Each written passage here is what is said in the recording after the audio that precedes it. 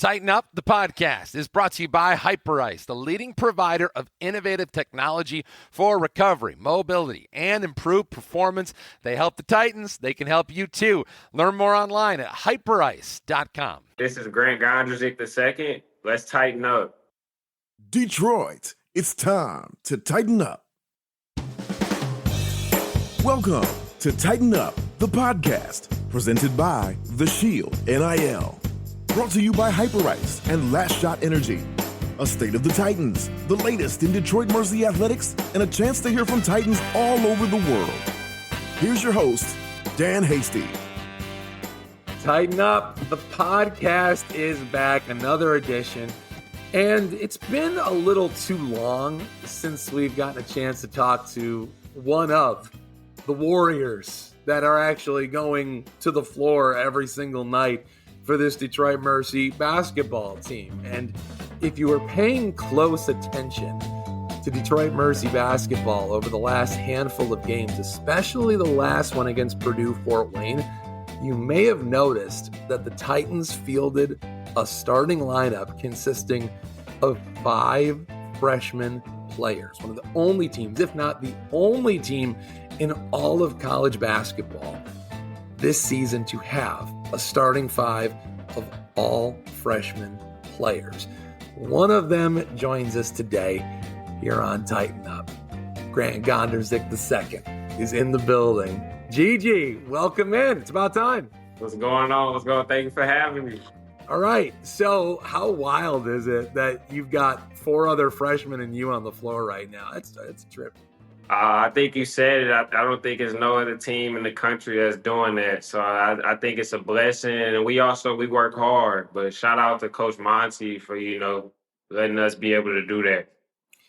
Tell me a little bit about what this season's been for you, because as we know, some people know, it did not start here in Detroit. Obviously, you have all the familiarity in the world with the state of Michigan. You are one who grew up in Benton Harbor, but then you went to Elon. That was where you spent your first year, and now you're back, and you are thriving. So tell me a little bit about your story as you tell it. Well, just being able to starting off at Elon, that was a blessing in disguise. I had a tragedy when I was down there. My grandfather was the closest man to me other than my father. He passed away. And so it was just a hard time for me, being 13, 14 hours away from home. And so I was thankful to the staff and them be able to get a red shirt. And I actually came back home. And now I'm here being a Titan in Detroit. And so I take it as another blessing because, just being able to be close to home and be close to my mother and some of my family members. I'm big on family. I've had 4 deaths in 5 years through high school. I don't think people can understand that. But, just being able to be here close to home and be comfortable. And that's allowed me to, just continue on. You say 4 deaths in 5 years? Because we know about your father, obviously. We know about your grandfather now. Who else have you lost?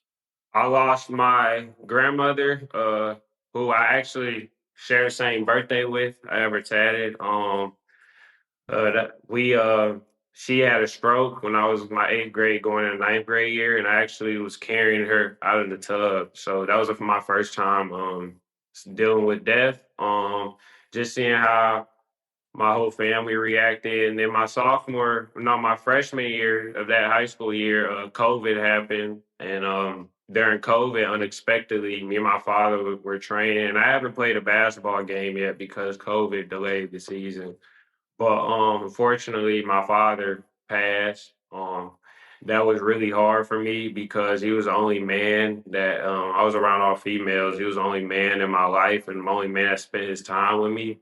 And so that was very hard. And then my sophomore year, I lost a brother-in-law who happened. Unfortunately, he was married to my sister, but his name was Dwayne Haskins, the football player. So me and him had a close bond that many people don't know about. And then I lost the uncle junior year, and then that senior year going to my college year, I lost my grandfather. So I've basically seen this is immediate family members I've seen one by one that everybody I spent time with just die off. And so now it's just my two sisters and my mom and my aunt, and my uncle. So we're tight and strong, and we're carrying on. So it's a blessing. Dwayne Haskins, who was the former quarterback, I believe it was at Ohio State, correct? Yes, sir.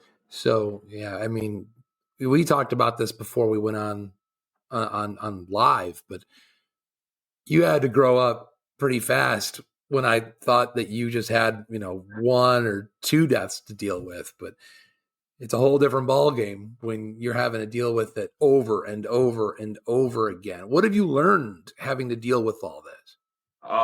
Biggest thing, you know what? I don't really know what the lesson was. I obviously had to get closer with God. Like you said, grow up fast. I still don't understand it.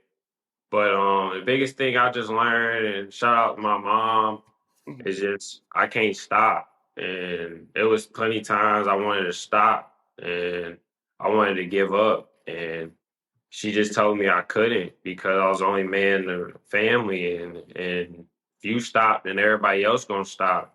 And so, and I had a dream, that my father wanted for me.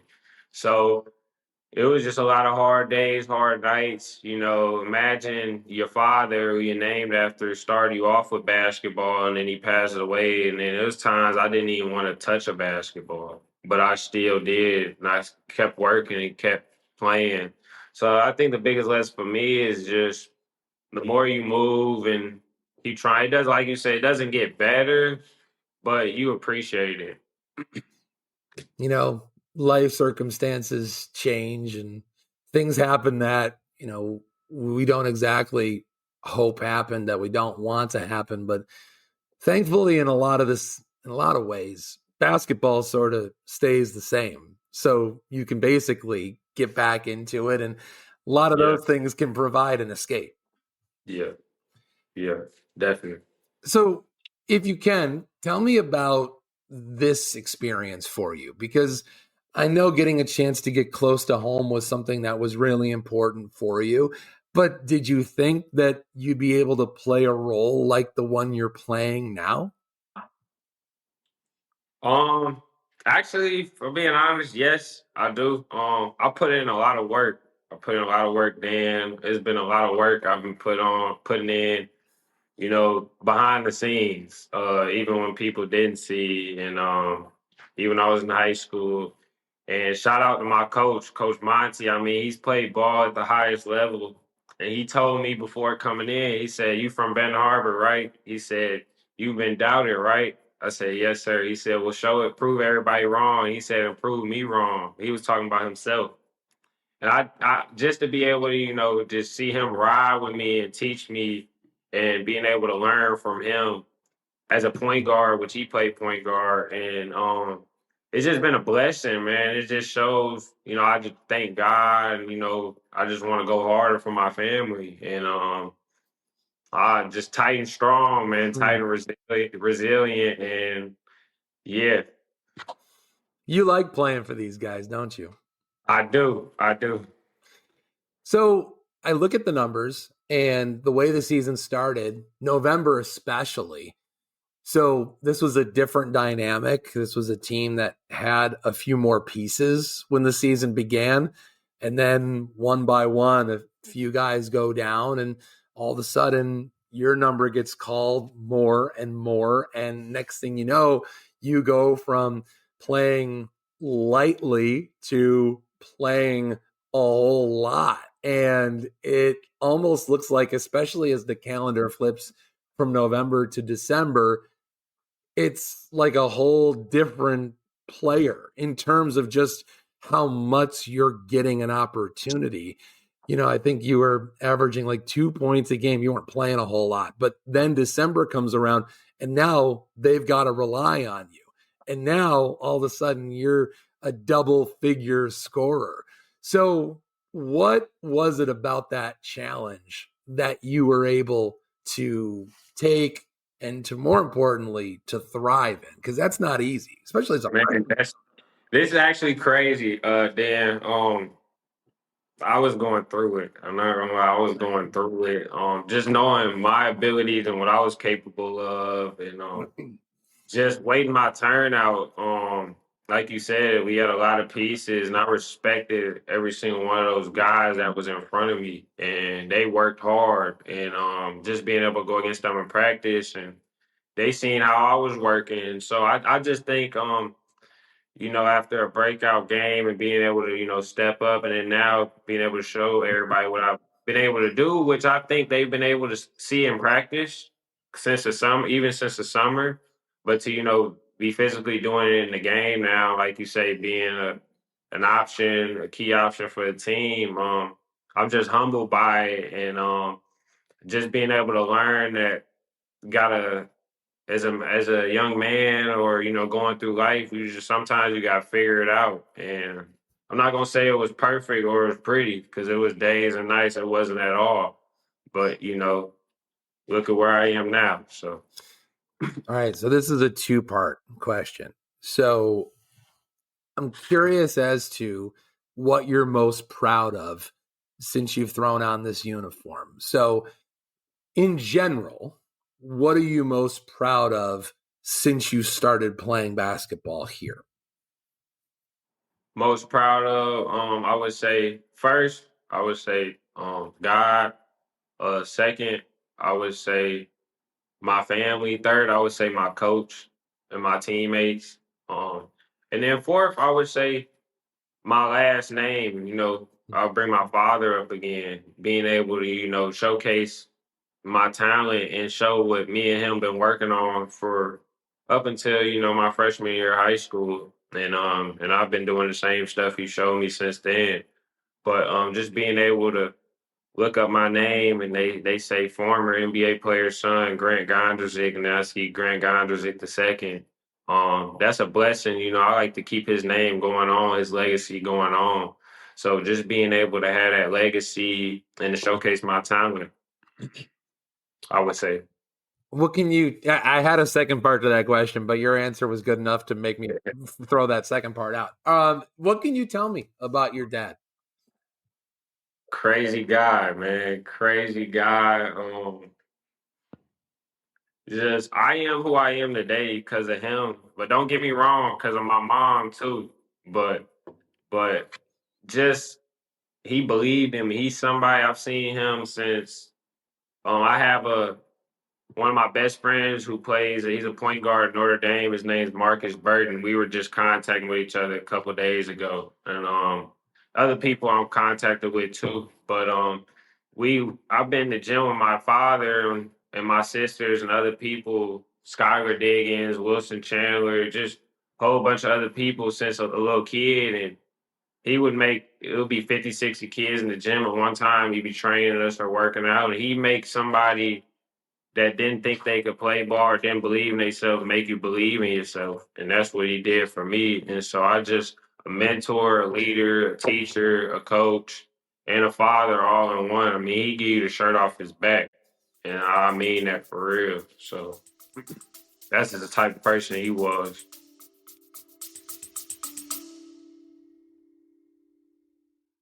Tighten Up is brought to you by Last Shot Premium Hydration, the official hydration drink of Tighten Up, the podcast. Their revolutionary formula is jam-packed with vitamin B12 and 0 grams of sugar. It helps the Titans hydrate, replenish, and recover.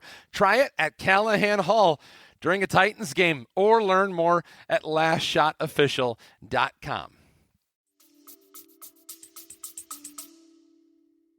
What was it about? I mean, I would imagine, like, how do you consume his NBA career? Like was it VCR? Is it YouTube? Do they have YouTube highlights? Like, how do you get a chance to see what he did? I got not much on YouTube. He would always say when people would come up to him, "You played in the NBA?" He would always be like, "Yeah, that was way gone before your time," or something like that. Like he was back in that era a little bit ago, Lynn Baez and all them. But I I have a lot of his Pepperdine highlights when he played at college. I mean, when you look up top players ever to come out of the state of Colorado, he's top 10, him and his brother, which my Uncle Gail, no, Uncle Gail too, but Uncle Glenn Gondrezick, he played in the league for I think 5+ years, and he actually has his jersey retired at UNLV. And so my dad, his career at Pepperdine, I have a lot of his highlights on my phone, but dunking, shooting, kind of like some of the pull-up stuff I be doing, but just stuff like that. I mean, I feel like he was ahead of his time. Did your dad ever tell you any stories about playing against certain players? Like, I assume he played against like Jordan and whatnot, right? Yeah. His I would say his favorite player he said he played against was Len Bias. He would always talk about he was a freak of nature and he was LeBron before LeBron was during that time. Not saying he was LeBron, but just the way he was built, he was shooting, dunking. Um, but he actually said, Michael Jordan wasn't really Michael Jordan until later. It was much guys that were baited. That's what he said. Len Bias was actually better than a few other guys. But just talking about how hard those guys work and just the discipline and dedication they showed to the sport. And so that's basically what I learned. People don't understand the kind of impact that Len Bias was going to have in the NBA. I mean, he was going to carry the Boston Celtics. I mean, and for people in Detroit, I think, they were able to win championships because the Boston Celtics had essentially gotten out of the way because they didn't have enough to compete with Detroit. But if they had Len Bias, might have been a different story. Yeah, definitely. So tell me a little bit about this team, because you've gotten a chance to know these guys now and you're learning and things have been changing. It's been a fluid situation. And now, I know your starting teammates have certainly been changing, but you've been out there pretty consistently. So what's it been like as the season's gone on?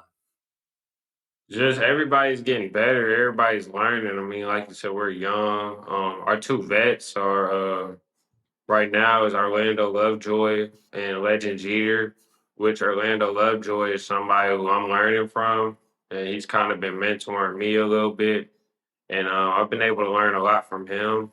And then a few of the other vets are out, like Mac, Jay Larry. We have a couple other guys out as well. I would say Emmanuel Quack is a vet for us too. But just we knew we would hit adversity this year. Some wins, some losses, sometimes some blowouts. But just the opportunity for us to learn and get better. I think that's what's happening. And we've been able to have fun growing through it. And that's starting with our coaching staff all the way down to us. So we're just blessed and humble and also hungry to, see what Detroit Mercy can keep doing. I've been dying to ask this. What goes into the decision to wear long sleeves? I've been asked that question a few times already. Actually, I've never actually wore long sleeves. But some of the gyms, like on the road, they've been cold, and so I would say even in the Wisconsin game, that gym was freezing. I would say the last Purdue game, it was freezing too.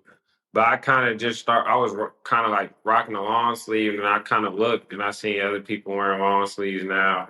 And then they were like, oh, I like the long sleeve. And then I've been shooting it pretty good. So I'm like, okay, I'm just gonna rock the long sleeve. So that's kind of I think I'm gonna finish off with that trademark for the rest of the season. But yeah, so That game at Eastern Michigan was an important game for you, wasn't it? That was 22 points, but that was the first one that really, really made a mark.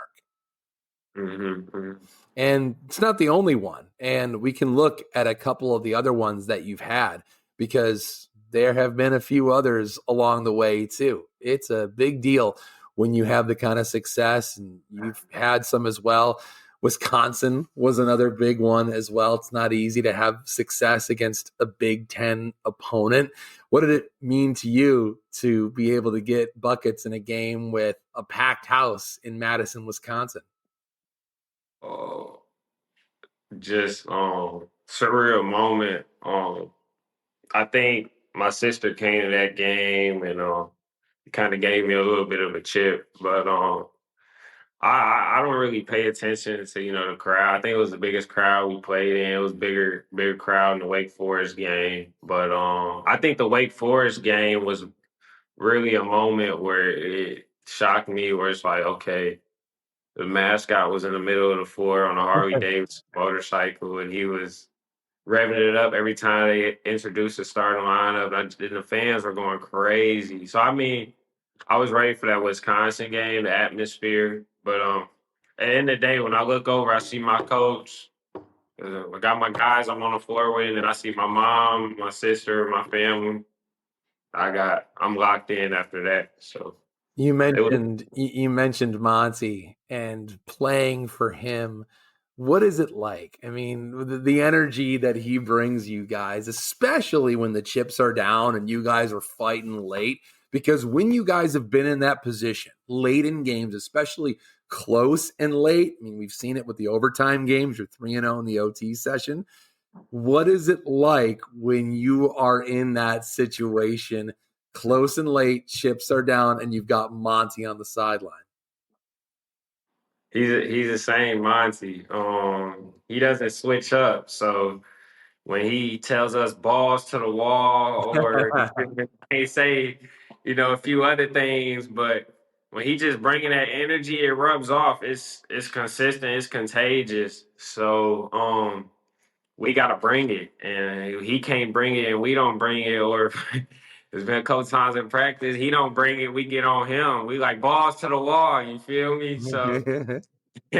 So he's just that's who he is, and I've been able to understand him, and just it brings a smile to my face because he just I love it. I love it. What was some of the most important moments for your team so far this year? I assume this was probably one of them. The Eastern one, I would just say it was a big game. We came off of Ball State. Ball State, we had a win. And we were winning during that time. And like I said, we have two vets who transferred from Eastern, Orlando Lovejoy and Legend Jeter. So, we wanted to win. My mindset was if I played or if I got minutes, try to contribute and help get a win. I just felt like, just to get that win. And we went in the locker room, poured a whole Gatorade bucket on Coach Monty. He soaked.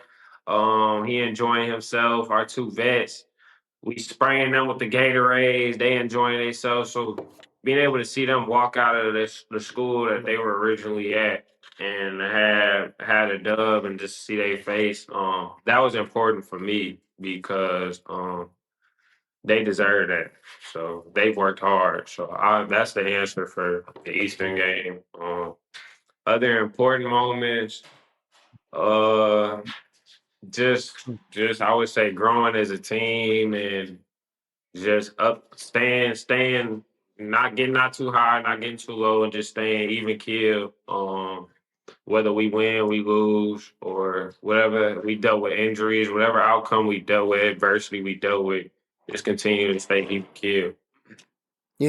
We talked a little bit about your dad, but your mom is not only a former college basketball player, but she's a national champion. Your mom, Felicia, won a natty at La Tech. Is that right? Louisiana Tech, yep. Wow. What do you know about that? What did you She was think it was 7 or 8, but she was top 10 though. But I don't know if it was 7 or 8. She was ranked 7th or 8th nationally in the country when she was coming out of high school. So when the high school I played at Ben Harbor, her and my sister's jersey are both retired in there, and they're the only two females that have their jerseys retired in the gym. So she's the only winner in our family, I can say, that's done it at the highest level, winning. My sisters, they came up short of state championship in high school. I've never been able to go to state championship or win anything. But my dad hasn't either. I mean, they went to the NCAA tournament 3 out of his 4 years when he was there, Pepperdine, but they never won it. But she's done it at the highest level. She knows what she's talking about. She's been a coach. I've seen her play. She's the real deal. Whether you're a guy or a female, she gonna give you buckets and she gonna talk trash.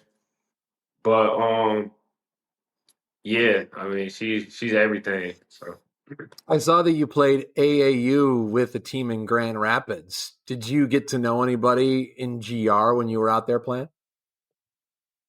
yeah, a lot of those guys, my head coach Martin, Jason Martin, one of my best coaches ever. This was a point in time where I lost my father, and then during that time I lost Dwayne, and before that I lost my grandmother. So it was a safe place and a place for me. They let me be me, and they let me, grow into some things that I was dealing with off the court and be able to play on the court. And there's just a lot of guys I bonded with. I was able to play my sophomore year, going at junior year. I played up, and then I returned back and played again for that next year.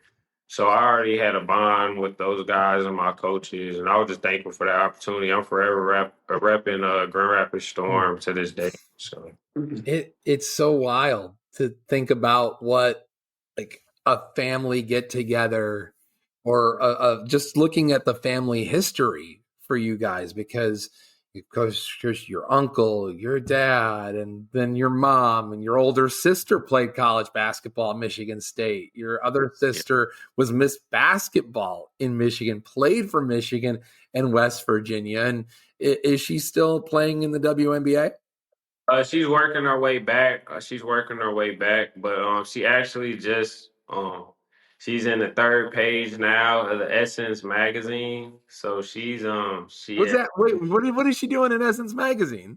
she's doing modeling and she's playing basketball. So she has a big plate and a big task. And so and my other oldest says she's doing music now, and that I feel like that's gonna take off. But yeah, she's working her way back. She's gonna get on another team. She works hard. Y'all got a family of overachievers, man. Yeah. All right. So you've got some season left. We're sitting here mid-January, so about 6 weeks left. So what else do you want? I mean, what else do you want to do? I mean, you've already had a really good year to this point, but what else is important to you?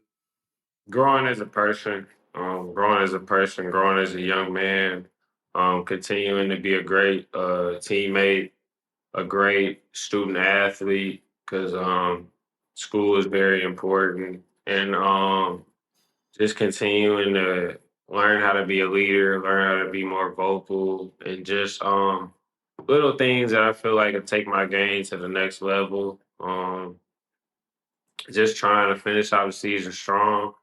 I feel like we're a team that, I don't necessarily think you should look at our record because we've played a hard schedule, but we've gained a lot of experience over the season, and hopefully when March comes around, when our tournament comes around, we can do some damage in that tournament. So, well, you certainly are getting the experience right. So if you continue to grow from that, you guys could certainly peak at the right time. Grant, this has been awesome. And I'm so excited for you and to learn this story. It's a lot of people out there rooting for you, man. And can't thank you enough for spending some time with us. Go get them the rest of the way, and hopefully we'll get a chance to do this again soon.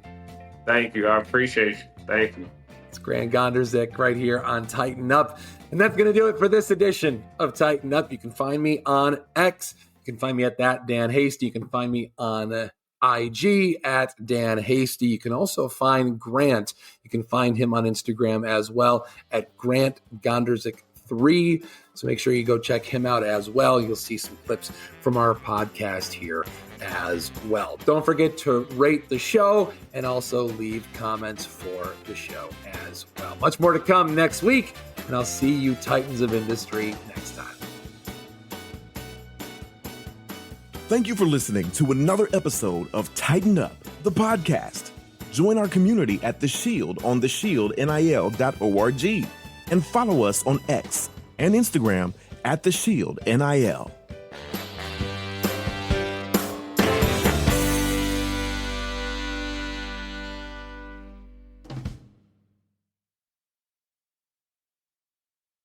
If I can tell you one thing above all else as part of this show, it would be this. If you're unfamiliar, if you haven't done it before, join the community at The Shield Online. It's online at theshieldnil.org. That's theshieldnil.org.